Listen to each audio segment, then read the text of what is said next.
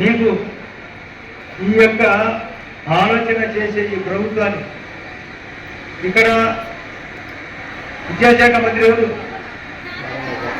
అది ఒక చెప్పాలి గట్టిగా లేచి. ఈ ప్రభుత్వం ఎవరిది? ఎవరు ముఖ్యమంత్రి? దేశ ప్రధాని ఎవరు?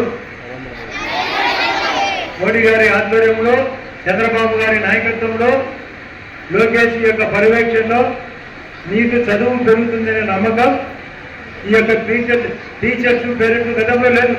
నేను కూడా ఒకప్పుడు లెక్చర్గా పనిచేసిన మీ ఎంఈ గారు చెప్తున్నారు.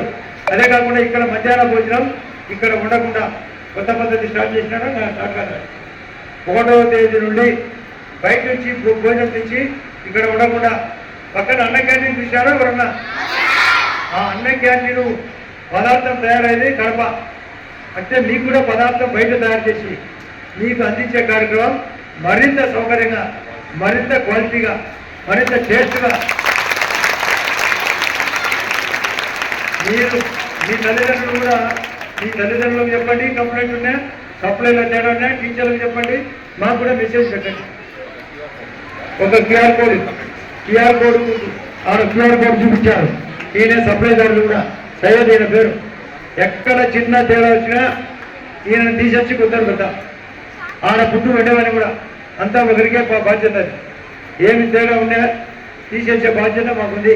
మీరు మొమ్మాటం లేకుండా బియ్యం బాగలేదు, లేదా కూర బాగలేదు, లేదా రసం బాగలేదు, చేయాల్సిన పదార్థాలకు తక్కువ ఇచ్చారు, ఏముండే చెప్పచ్చు. అది ఆరోగ్యానికి కూడా, చదువు కూడా. మీరు కూడా తల్లిదండ్రులు మీరు కూడా మధ్యలో వచ్చి మా పిల్లలు అన్న బాధించారు లేదా చెక్ చేయండి వచ్చి.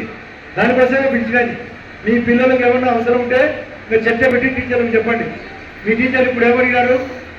ఒకటి సపడ కావాలన్నారు, రంగులు కావాలన్నారు, సీసీ కెమెరాలు కావాలన్నారు, పైన తలుపులు లేవాలన్నారు, 5ది సైకిల్ చెట్టు మళ్ళీ సెట్ చేయమన్నారు. ఈ 5 ఒక నెల లోపలనే అన్ని అమర్చే బాధ్యత మాది.